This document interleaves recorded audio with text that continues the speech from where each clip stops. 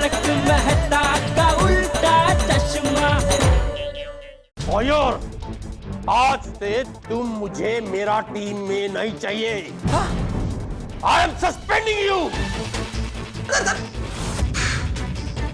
बबीता, बबीता मेरे को बॉस ने सस्पेंड कर दिया। What? जेठालाल, ये सब तुम्हारा वजह से हुआ है। जेठा जी, आपने हमारे साथ बहुत बुरा किया। आपने सिर्फ मेरा भरोसा नहीं, मेरा दिल भी तोड़ा है। नहीं नहीं बबीता जी, ऐसे मत बोलिए बबीता जी, प्लीज।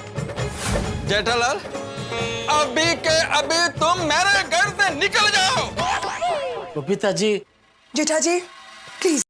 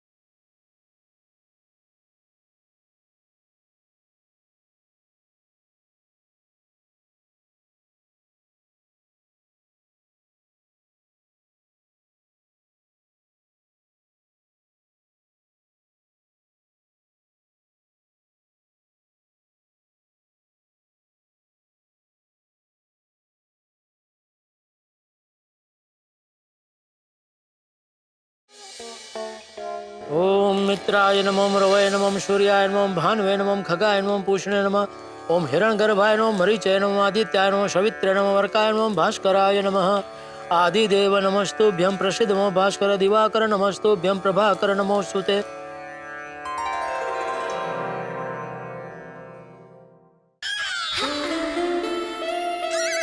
बबीता जी,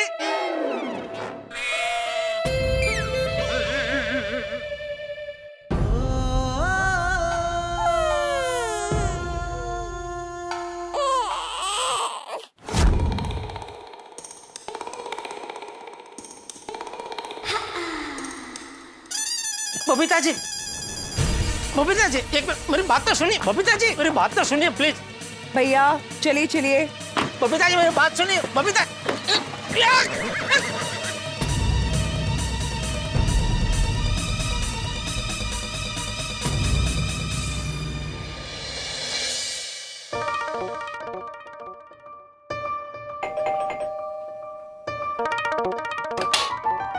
बबीता जी, बबीता जी एक बार मेरी बात सुन तो लीजिए।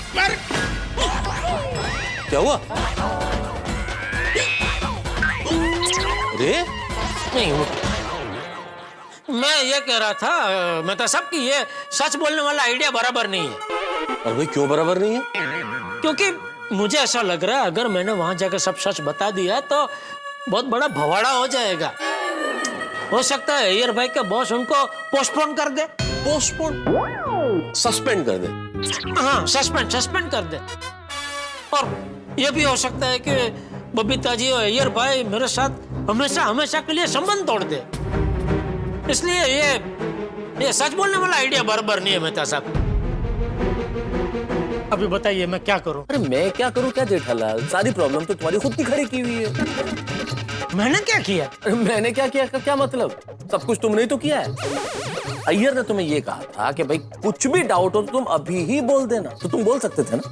तुम मना भी कर सकते थे, स्टॉक चेक कर सकते थे, देख सकते कि सप्लाई कर पाऊंगा कि नहीं कर पाऊंगा, लेकिन नहीं, तुम्हें तो अपनी बड़ाई मारनी थी तो बोल दिया। हाँ अरे मेहता साहब, तभी मुझे पता नहीं था ना कि ये रामसंग कंपनी वाले अचानक अपनी नई पॉलिसी लागू कर देंगे। अगर वो मुझे पता होता तो मैं अय्यर भाई को जबान देता ही नहीं। यानी कि कुल मिला के तुम्हारी प्रॉब्लम अब ये है कि भोगीलाल अगर तुम्हें 50 लाख रुपए देगा तो उन 50 लाख में से तुम रामसंग कंपनी का ओल्ड पेमेंट क्लियर करो, और उनका जब पुराना पेमेंट क्लियर होगा तो वो तुम्हें 100 टैप की सप्लाई देंगे और वो 100 टैप तुम अय्यर को दोगे और ये काम तुम्हें शाम को 6 बजे से पहले करना है। बराबर, अभी आप पूरी बात एकदम बराबर समझे। तो इसमें मैं क्या करूं? मैं क्या करूं क्या? मैं तो सबको आइडिया दीजिए। अरे आइडिया?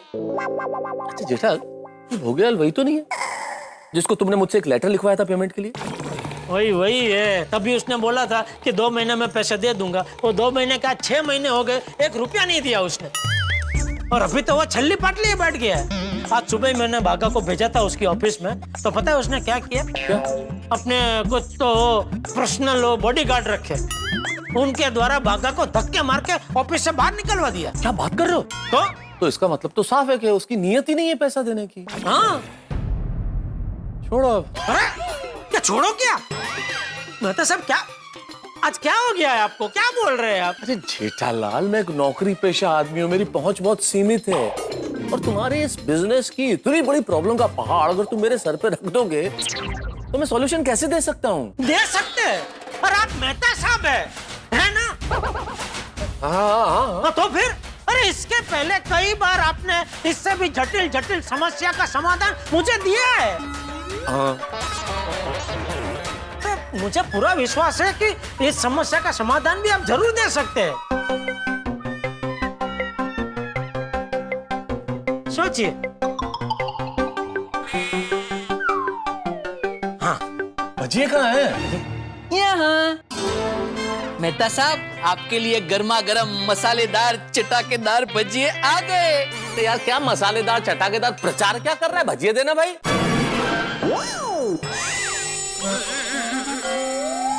मेहता साहब, ये कौन सा तरीका है बात करने का? ओ यार सॉरी, वो जरा वो भोगीलाल का टेंशन है उसमें थोड़ा सा। भोगीलाल, उसकी तो बात ही मत कीजिए। 1 नंबर का झूठा आदमी है, झूठा। आपको पता है आज जब मैं उसकी ऑफिस में गया? हाँ वो बताया, जेठालाल ने सब बताया मुझे। आपने बताया? अरे कंफर्म क्या कर रहा है जेठालाल से बाघा? मैं क्या झूठ बोल रहा हूँ? मेहता साहब, अब फिर से ऊंची आवाज में बात कर रहे हो। अरे ऊंचने नीचने छोड़ने भाई, इधर भजिया देना है या भजिया खाएंगे तभी इनका दिमाग चलेगा। अभी खड़ा क्या प्लेट में निकल के ला भजिया। जी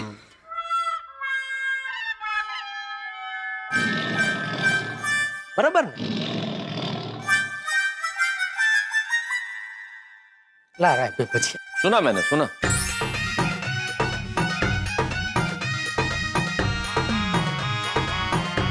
अच्छा है।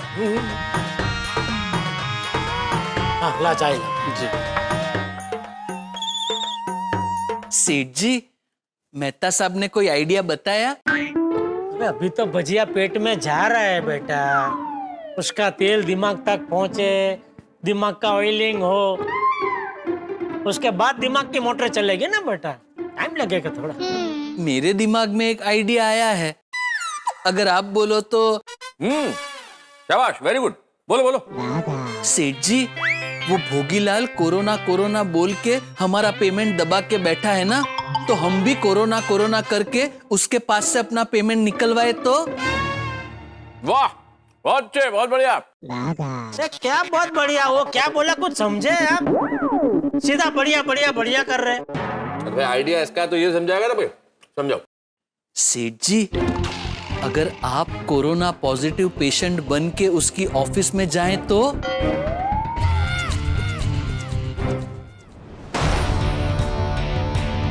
सुनो सुनो सुनो, मैं जेठालाल चंपकलाल गड़ा कोरोना पॉजिटिव हूँ, पॉजिटिव हूँ, पॉजिटिव हूँ, पॉजिटिव हूँ, पॉजिटिव हूँ।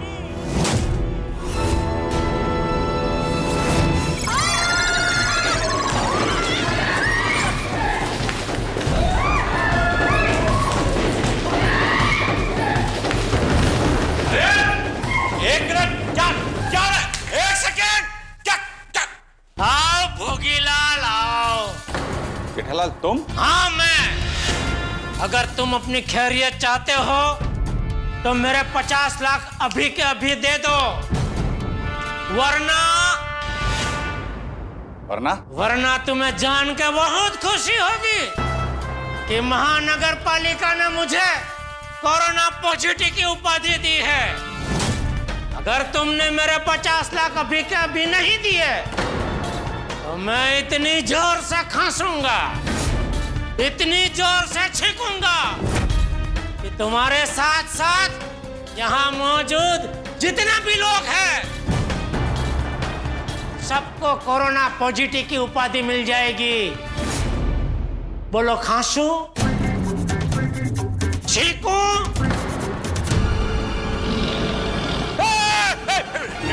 रुको रुको, मैं देता हूँ, तुम्हारे पैसे देता हूँ। रुको रुको, यही रुकना है, मैं अभी आया है, चिंता मत कर। रुको भाई, रुकना।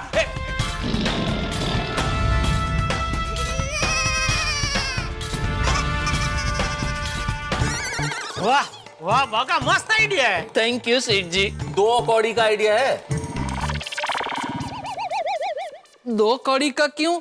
अरे जेठालाल, अगर कोरोना पेशेंट बन के गया ना वहां तो पैसे नहीं मिलेंगे, जेल मिलेगी, पुलिस आएगी वहां पे। Hands up! Hands up! Don't move, hands up! Jethalal, तुम? चालू जा पांडे जी, आप हाँ, मैं जेठालाल। यहाँ कैसे? अरे किसी ने मुझे कंप्लेंट किया जेठालाल कि कोरोना पॉजिटिव संक्रमित यहाँ आकर धमकी दे रहा है कि पूरे स्टाफ को संक्रमित कर देगा। उस बेवकूफ को मालूम नहीं है कि एपिडेमिक एक्ट के तहत वो जेल जा सकता है और उस पर देशद्रोह का आरोप भी लग सकता है। यस पांडे जी, मैंने ही आपको फोन किया था। वो देशद्रोही यही है।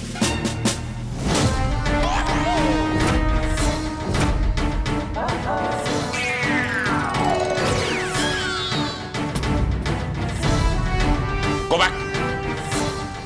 back. तुम नहीं। Jethalal, are you corona positive?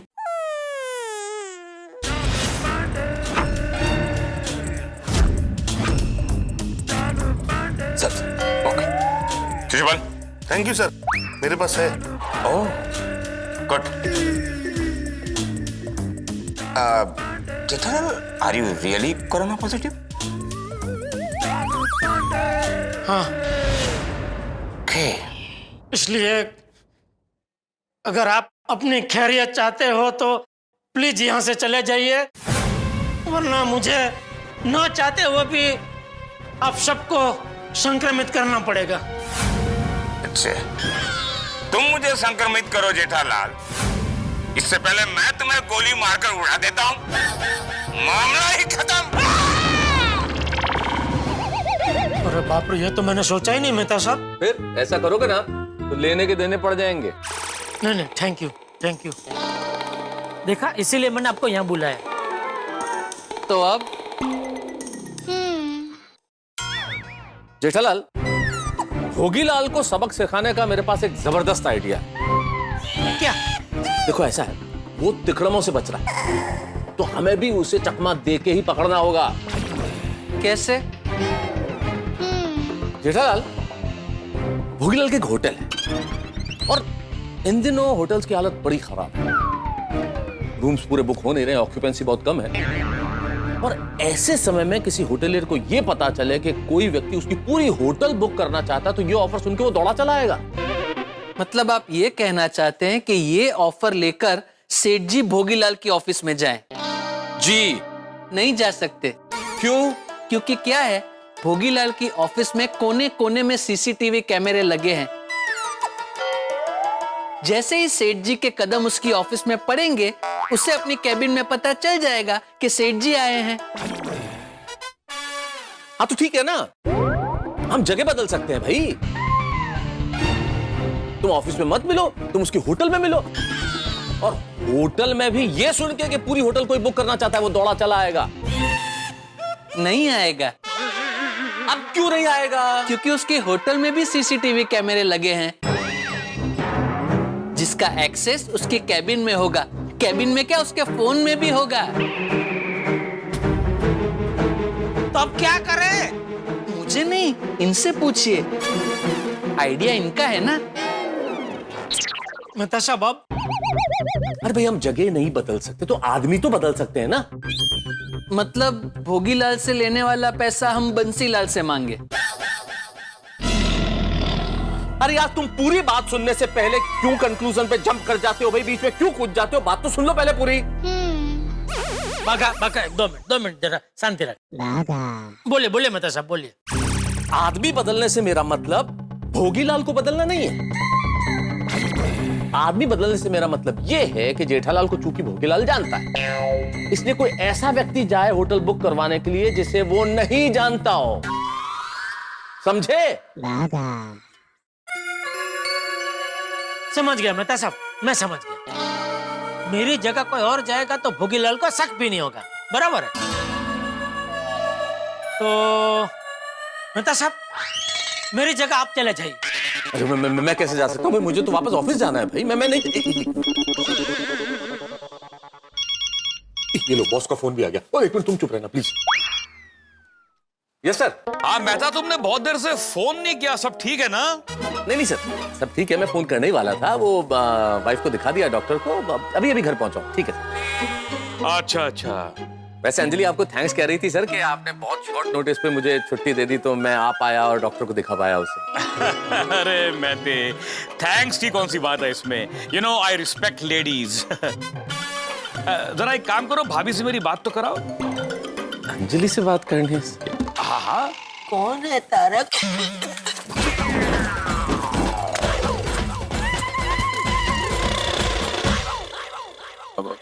क्या हुआ? वो सर वो अंजलि से बात कराने के लिए वो देख सकते। अंजलि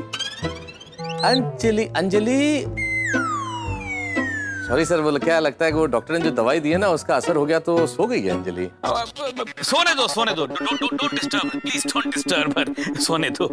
पर हुआ क्या है? डॉक्टर ने क्या बोला? वायरल जैसा है सर, थोड़ा सा कमजोरी है। डॉक्टर ने दवाई लिखी है, बोले 2-3 दिन में ठीक हो जाना चाहिए। अच्छा 2-3 दिन? तो मतलब अब तुम 2-3 दिन घर पे ही रहोगे? नहीं सर, मैं ऑफिस आ रहा हूँ। मैं कर्मठ कर्मचारी हूँ। हाँ मैं जानता हूँ मेहता, तुम बड़े करवट कर्मचारी हो। कभी इस करवट बैठते हो, कभी उस करवट बैठते हो, सीधे तो बैठते ही नहीं। कर्मठ हूँ सर मैं, मतलब हो कर्मठ कर्मचारी। ओके, जिम्मेदार एम्प्लॉय हूँ, मेहनती एम्प्लॉय हूँ सर। मैं आ रहा हूँ, ऑफिस आ रहा हूँ। ओके, जल्दी आओ। नहीं मेहता साहब आप ऑफिस चले गए तो फिर मेरा क्या होगा यहाँ पे? जेठालाल मेरा भी तो सोचो, अगर मैं ऑफिस नहीं गया तो मेरी नौकरी चली जाएगी। अच्छा मैं क्या बोलता हूँ, आप जाइए, आप ऑफिस जाइए, मैं मना नहीं कर रहा हूँ, लेकिन भोगीलाल के होटल होते हुए ऑफिस चले जाइए ना। अरे जेठालाल, भोगीलाल की होटल में कोई भजिए खाने तो जाना नहीं है कि भजिए खाए 5 मिनट में निकल लिए। अरे भाई इस काम में, इस प्रोसेस में कितना टाइम लगेगा कौन जाने। सेठ जी, मेहता साहब को जाना है तो जाने दीजिए ना। भोगीलाल की ऑफिस में पैसे निकलवाने के लिए मेहता साहब नहीं जा सकते तो कोई और जाएगा। और कौन जाएगा? तू? नहीं, मेरा तो जाके हो गया ना। मैं ये कह रहा था गोकुलधाम सोसाइटी से तो कोई जा सकता है ना। जेठालाल, भोगीलाल के पास हमें किसी को भेजना है तो किसी ऐसे व्यक्ति को भेजना पड़ेगा जो किसी भी तरह से पैसा निकलवा के। हाँ भाई लातों के भूत बातों से नहीं मानते, इसलिए जो डरा के, धमका के, दादागिरी से पैसा लाए ऐसे ही किसी को भेजना हो। इन शॉर्ट घी निकालने के लिए उंगली टेढ़ी करनी ही पड़ेगी। मतलब यह है जेठालाल कि वहां जो भी जाए वो दबंग हो। सलमान खान? अरे भाई मैं स्वभाव की बात कर रहा हूँ। क्यों, सलमान खान स्वभाव से दबंग नहीं है? अरे यार जेठालाल यार समझाओ यार। अरे भागा, तू शांति रखना 2 मिनट भाई। मैं समझ गया मेहता साहब, आप क्या कहना चाह रहे हैं मैं समझ गया।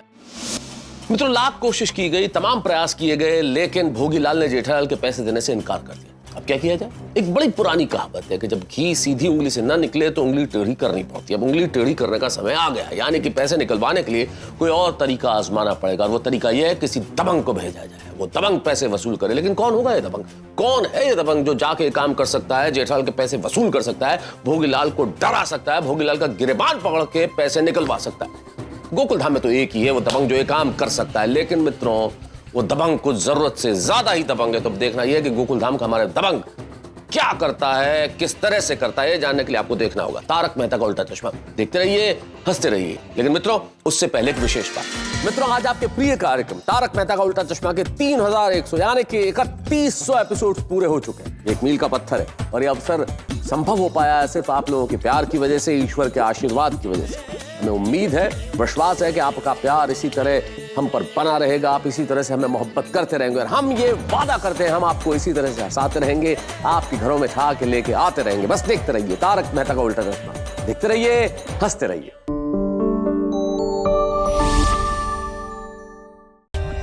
For more updates, subscribe to our channel, click the show links and enjoy watching the videos.